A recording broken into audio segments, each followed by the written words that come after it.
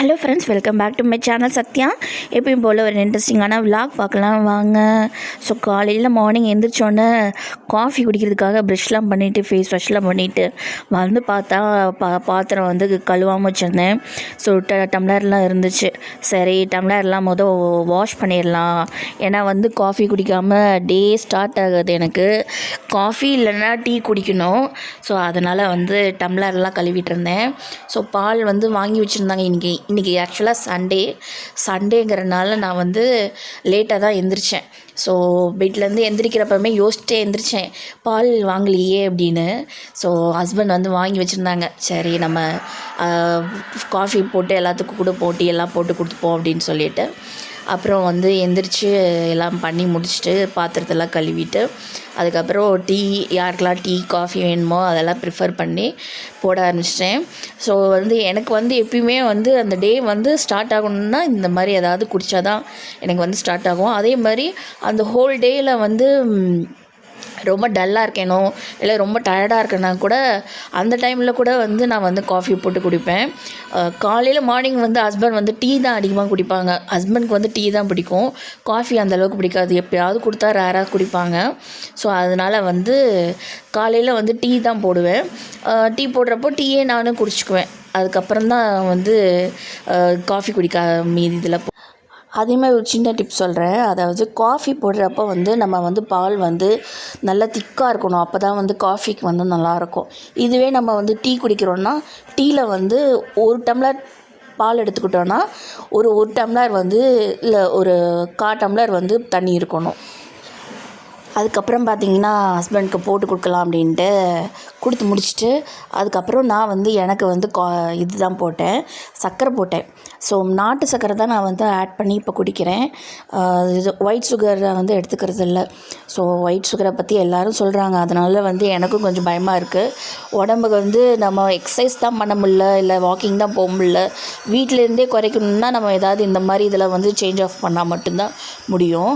So அதனால் வந்து இப்போ வந்து ஹஸ்பண்ட் கொடுத்துட்டு நான் எனக்கு வந்து நாட்டு சர்க்கரை போட்டு குடிக்க போகிறேன்.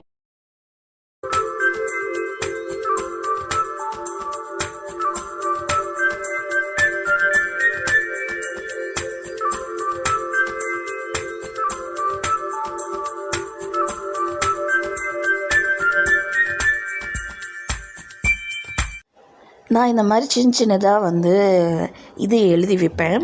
ஒரு சின்ன நோட் மாதிரி இருக்கும். இது நோட் பேட் ஆட்ற இதை வந்து நம்ம வந்து எடுத்து ஃப்ரிட்ஜில் வந்து ஃப்ரிட்ஜ்லேயோ இல்லை ஏதாவது ஒரு சர்ஃபேஸில் வந்து நம்ம வந்து இதை வந்து அப்படியே ஒட்டிடலாம். ஸ்டிக்கியாக இருக்கும் சைடில். ஸோ அதை ஒட்டுற மாதிரி இது வந்து ஸ்டிக்கி நோட்னு சொல்லுவாங்க. ஸோ வந்து சன்னுக்கு வந்து இது ஒரு ப்ராஜெக்ட் விஷயமாக வாங்கினது. ஸோ அது மிச்சம் இருந்தது, அதில் எழுதி வச்சிடுறது என்னெல்லாம் வந்து திங்ஸ் வாங்க வேண்டியது இருக்குது, மீதியெல்லாம் என்ன ஏதாவது ஒர்க்கு ஏதாவது பெண்டிங் இருந்ததுன்னா இதில் எழுதி வச்சுக்குவேன்.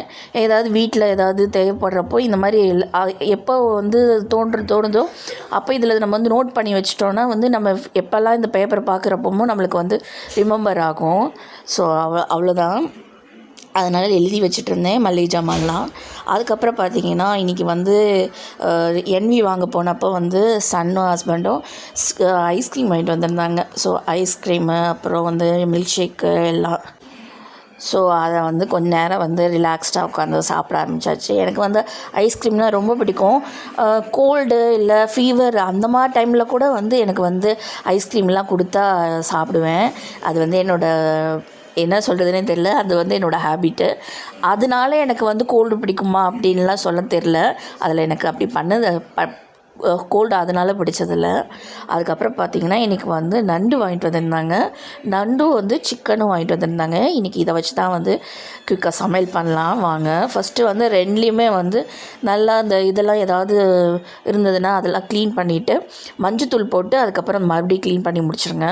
ஒரு பேனில் வந்து ஒரு ஸ்பூன் ஆயில் விட்டுட்டு சோம்பு 1 ஸ்பூனு, மிளகு வந்து ஒரு 1.5 ஸ்பூனு, 2 வரமிளகா இதை வந்து போட்டுட்டு நல்லா வந்து வறுத்துக்கோங்க, நல்லா ரோஸ்ட் பண்ணிக்கோங்க. அதுக்கப்புறம் வந்து அதே பேனில் வந்து பெரிய வெங்காயம், ஒரு 2 பெரிய வெங்காயம், கொஞ்சோண்டு வந்து தேங்காய், ஸோ அப்புறம் தக்காளி ஒரு 2 தக்காளி இதை வந்து நல்லா வந்து வதக்கிக்கோங்க. லைட்டாக வதக்கினா போதும், ரொம்ப வதக்க தேவையில்லை. ஸோ இப்போ இந்த நம்ம 2 இதுவும் வதக்கிட்டோம்ல, அதை வந்து பேஸ்ட்டாக அரைச்சி வச்சுக்கோங்க.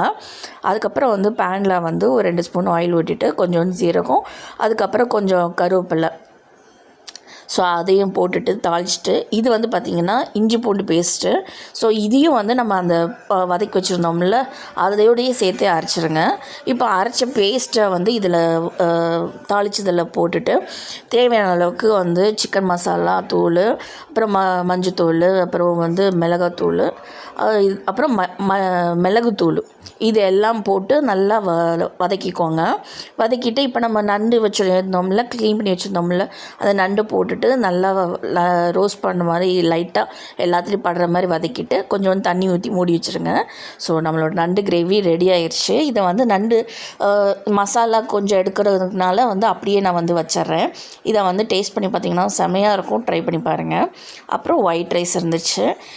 ஸோ இன்றைக்கி வந்து ஒயிட் ரைஸு. அதுக்கப்புறம் பார்த்திங்கன்னா சிக்கன் வந்து நான் வந்து பொரிச்சிட்டேன். சிக்கன் 65 ஆட்டாக பண்ணிவிட்டு நல்லா இருந்தது. இந்த டைம் வந்து எப்பயும் போல் தான் சிம்பிளாக தான் பண்ணியிருந்தேன், ஆனால் நல்லா ஃப்ரை வந்து நல்லா இருந்துச்சு. ஸோ இதுதான் இன்றைக்கி எங்களோட லன்ச்சு. ஸோ இன்னொரு வீடியோட பார்க்கலாம். பாய்.